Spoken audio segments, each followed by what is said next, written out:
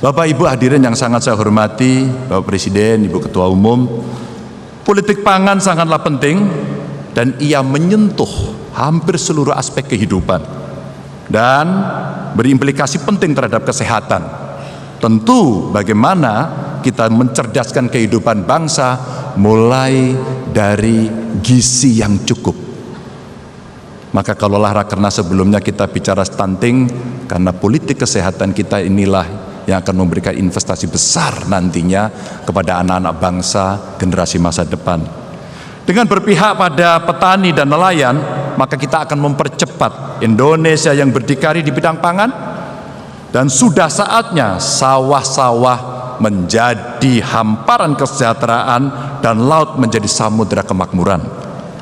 Dan Ibu Ketua Umum, hadirin yang saya hormati, Bapak Presiden, kita bisa melihat Rakernas keempat ini dilengkapi dengan pameran pangan sekaligus menjadi ajang untuk menyampaikan gagasan akan masa depan Indonesia di mana pangan perlu menjadi nafas kehidupan bangsa. Peningkatan nilai pangan Indonesia sendiri tidak bisa hanya dilakukan dengan memperbaiki satu aspek saja.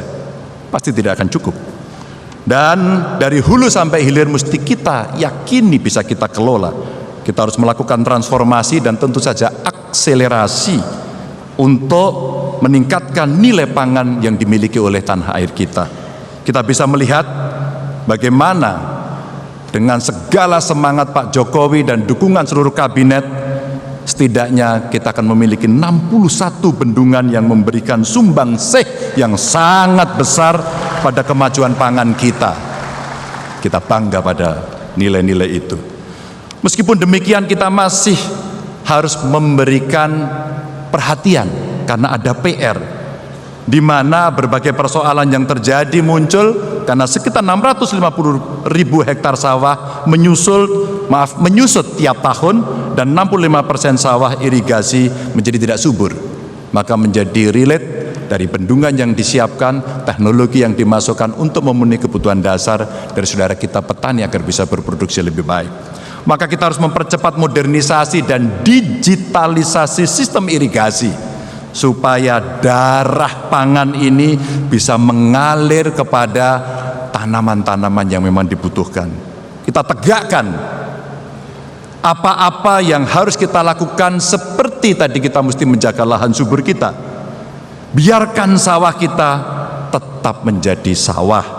Biarkan embung tetap menjadi embung yang akan memenuhi kebutuhan air, dan biarkan laut itu hidup dan menjadi tempat ikan-ikan berenang, karena itu menjadi sumber pangan kita juga.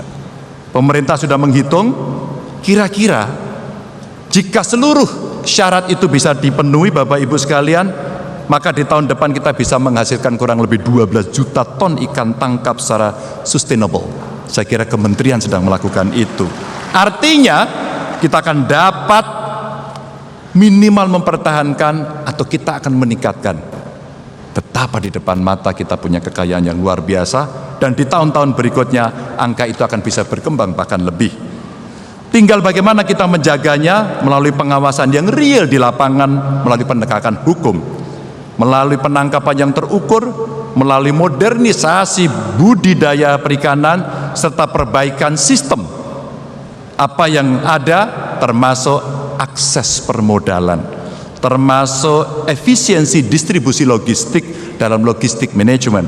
Kita stop proses illegal fishing yang merugikan negara kita sampai 356 triliun. Stop. Mesti kita tarik menjadi kepentingan kita sendiri. Dan kita terus genjot kedaulatan pangan kita melalui diversifikasi pangan yang Bu Mega tadi sampaikan. Biarkan yang makan papeda tetap makan papeda. Biarkan yang makan tiwul tetap makan tiwul. Dan yang makan beras juga makan beras. Karena sorghum pun bisa menjadi sumber pangan. Biarkan. Karena itulah sumber pangan yang sangat variatif yang kita miliki. Negara lain tidak memiliki itu. Biarkan. Dan juga kita mesti memastikan bantuan, insentif, bibit, pupuk, sarana prasarana perikanan, tangkap, budidaya yang mesti disalurkan tepat sasaran. Maka untuk itu zaman sudah berubah, generasi berganti, dan kita tidak bisa mengharapkan berdikari dari pangan ini tanpa kita melakukan sebuah perubahan besar dari sisi teknologi. Dan teknologi modifikasi cuaca, smart farming, sekolah lapang iklim menjadi begitu penting ketika kemudian praktek-praktek ini bisa kita lakukan. Dan kunci dasarnya adalah satu data. Maka satu data Indonesia akan menjadi rujukan utama kita dalam menentukan kebijakan, termasuk dalam politik pangan dan perikanan yang kita miliki, pertanian dalam arti luas. Dan ternyata satu data ini kita bisa gunakan teknologi AI.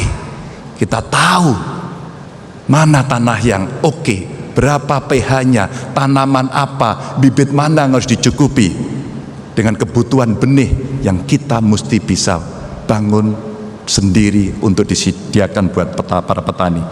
Dan kita punya analisis semuanya dengan bantuan AI.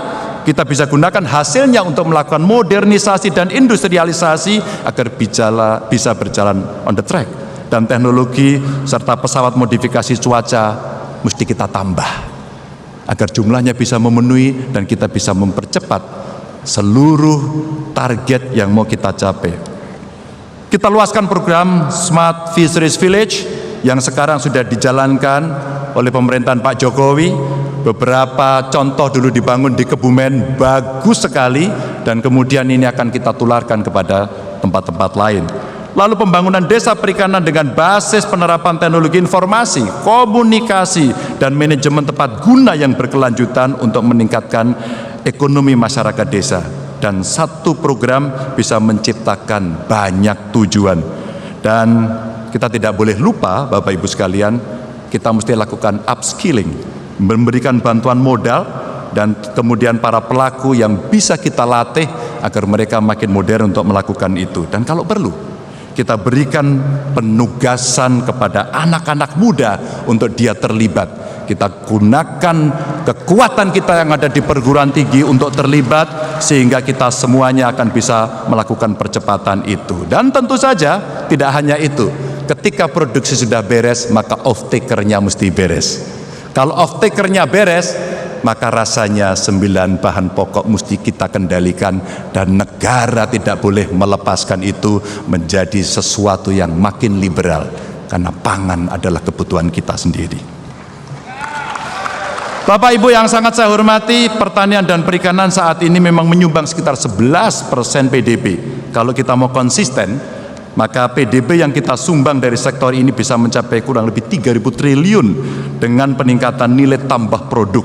Dan ini akan menjadi salah satu jalan Indonesia untuk keluar dari jebakan ekonomi pendapatan menengah.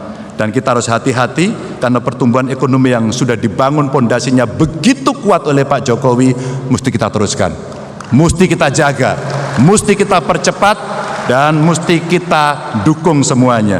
Dan momen menuju Indonesia emas inilah harus dilakukan dengan gerak cepat, gaspol. Tidak bisa kemudian kita pelan-pelan. Kita bergerak cepat bersama, dan tentu saja hadirin sekalian, maka dengan kerendahan hati saya memohon kepada seluruh hadirin, mari kita kuatkan gotong royong kita.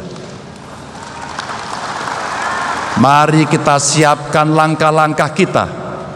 Mari kita turun bersama mengetuk pintu-pintu rumah untuk menyampaikan misi kita, menyampaikan program kita, menolong mereka dengan kekuatan partai pengusung sekaligus kekuatan relawan. Mohon doanya, mohon dukungannya, dan kita akan bergerak bersama-sama untuk mewujudkan itu semua. Terima kasih. Mohon maaf kalau ada kekurangan. Wassalamualaikum warahmatullahi wabarakatuh. Om Santi Santi Santi Om.